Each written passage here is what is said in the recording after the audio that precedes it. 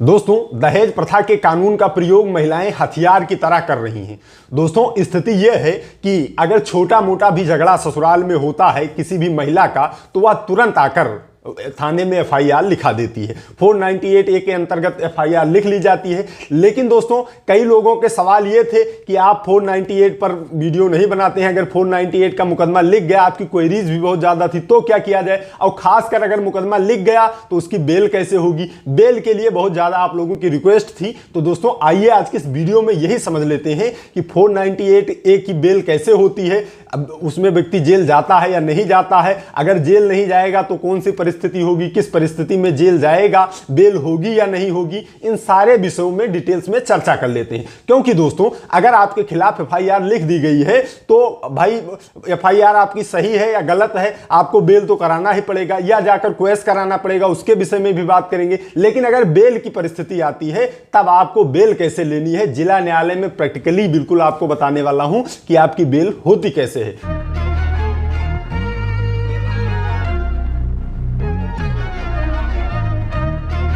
यदि किसी व्यक्ति के खिलाफ झूठी 498 का एफआईआर लॉन्च हो गया है, उसके खिलाफ मुकदमा लिख गया है, झूठा मुकदमा दहेज प्रथा का, तो पहला विकल्प जो उसके पास होता है वो ये होता है कि वह हाई कोर्ट जाए। अगर उसके पास सही से डॉक्यूमेंट है, बिल्कुल इतने ठोस डॉक्यूमेंट हैं कि उससे स्पष्ट हो रहा है कि एफआईआर फर्जी हुई है, तो वह हाई कोर्ट में 482 के तहत जाकर सीआरपीसी 482 सीआरपीसी के तहत आवेदन करेगा हाई कोर्ट में, और वहां से उसे वो कहेगा कि एफआईआर ये गलत है, इसे क्वेश किया जाए। अगर वहां के आपके डॉक्यूमेंट सफिशिएंट हुए, उससे ये प्रतीत होता होगा कि हाँ ये एफआईआर फर्जी लिखाई गई है, तो इस स्थिति में आपकी एफआईआर क्वेश हो जाएगी। दूसरी स्थिति अब ये हुई कि सारे लोग एक तो हाई कोर्ट जा नहीं सकते हैं, और अगर सारे लोग हाई कोर्ट जा नहीं सकते हैं तो उनके खिलाफ भी फर्जी मुकदमा अगर लिख गया तो कैसे होगा? या हाई कोर्ट गए, एफआईआर आपका क्वेश नहीं हुआ, तब क्या होगा आपके साथ? तब आपको बेल कराना पड़ेगा। बेल कैसे होगी? चूंकि 498 में गिरफ्तारी है नहीं, इसलिए जब न्यायालय से आपका सम्मन बन के जाए, पहले एफआईआर होगी, इसके बाद में उसकी विवेचना होगी, विवेचना के बाद में चार्जशीट न्यायालय में दाखिल की जाएगी। इसके बाद न्यायालय आपको पहले जरिए सम्मन बुलाएगा। आप उस जरिए सम्मन, जैसे ही न्यायालय आपको बुलाए, आप वहां न्यायालय पर जाकर हाजिर होइए।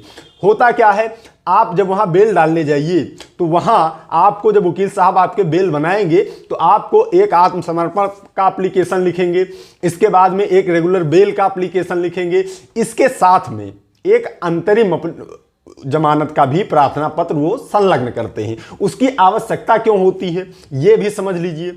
आपको जैसे प्रार्थना पत्र बेल आपका वहां न्यायालय में पेश किया, उन्होंने आपको सरेंडर कर दिया, आप कस्टडी में चले गए।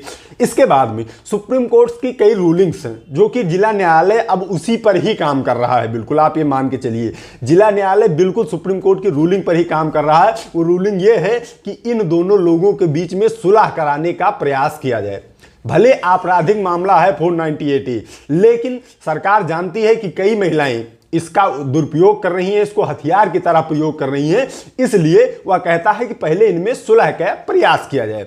तो इसमें होगा क्या, जब आप बेल डालेंगे तो आपकी जो फाइल है उसे मीडिएशन सेंटर में भेज दी जाएगी, जहां मध्यस्थता होती है, जहां सुलह होता है, वहां मीडिएशन फाइल जानी होती है। तो इसलिए आपको अंतरिम जमानत पर ही कोर्ट से रिहा किया जाता है। अब आप ये गौर कीजिएगा, अगर वकील साहब आपके अंतरिम एप्लीकेशन साथ में नहीं लगा रहे हैं तो उनको ये सजेस्ट कर दीजिएगा कि अंतरिम एप्लीकेशन के साथ ही हमारी बेल पड़नी चाहिए। अगर अंतरिम एप्लीकेशन आप नहीं लगाए रहेंगे तो उनको तो फाइल ट्रांसफर करनी होती है, तो आपको जेल भेज देंगे 2-1 दिन के लिए, तो वहां आपको बहुत सारी दिक्कतों का सामना करना पड़ सकता है। इसलिए अगर अंतरिम एप्लीकेशन अगर आपका लगा हुआ है तो उसमें आपको दिक्कत नहीं होगी, आपको अंतरिम बेल दी जाएगी और आपकी फाइल मीडिएशन सेंटर में भेज दी जाएगी। अंतरिम बेल का मतलब यह हुआ कि हर तारीख पर आएंगे, आप सरेंडर करेंगे, अपना बेल जो है वो रिन्यू कराते रहेंगे, उसको डेट बढ़वाते रहेंगे अंतरिम की, ये करना होगा। तो आप बराबर न्यायालय भी आते रहेंगे और इससे आपका मीडिएशन भी साथ में चलता रहेगा।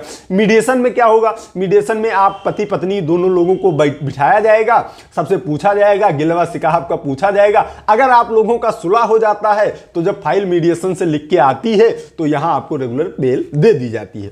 रेगुलर बेल इस स्थिति में भी मिल जाती है, अगर आपका सुलह नहीं हुआ है तब भी आपको रेगुलर बेल मिल जाएगी, उसमें कोई टेंशन वाली बात नहीं है, लेकिन उसमें थोड़ा प्रयास करना पड़ेगा। रेगुलर बेल पर आपके वकील साहब सारी दलीलें रखेंगे और सबूत रखेंगे, आपकी रेगुलर बेल हो जाएगी।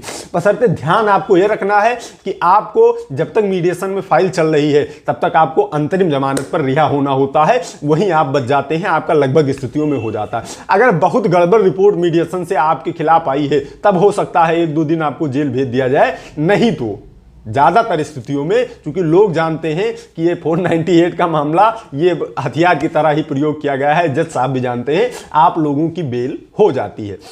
अब ये होती है पति की बेल के बारे में मैंने आपको बात की। अब जो परिजन हैं उनके बेल के बारे में भी कई रूलिंग्स, कई directions high court, supreme court के हैं, उनमें भी परेशानी नहीं होती, उनमें अंतरिम की कोई आवश्यकता नहीं है, ना उनको हर पेशी हाजिर होना है, उनको आप लेकर आएंगे, रेगुलर बेल डालेंगे, लगभग स्थितियों में उनकी रेगुलर बेल ही हो जाती है, उनको अंतरिम की कोई आवश्यकता नहीं।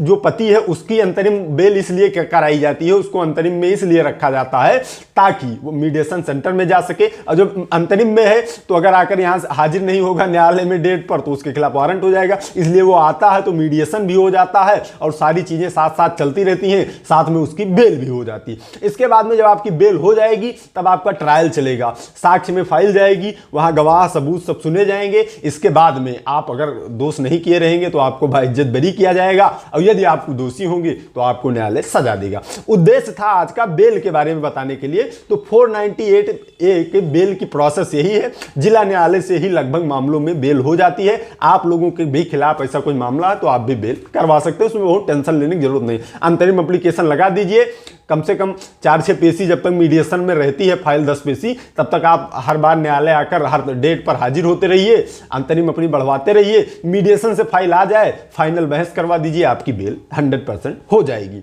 तो दोस्तों उम्मीद करता हूं कि वीडियो आप सभी के लिए हेल्पफुल रहा होगा। आज की इस वीडियो में इतना ही, मिलते हैं अगली प्रॉब्लम सॉल्विंग वीडियो में। तब तक आप सभी लोग अपने स्वास्थ्य का ख्याल रखिए, कानून की जानकारी, अपने अधिकारों की जानकारी इस चैनल के माध्यम से लेते रहिए, मामलों से बच के रहिए। I love you all. जय हिंद, जय भारत।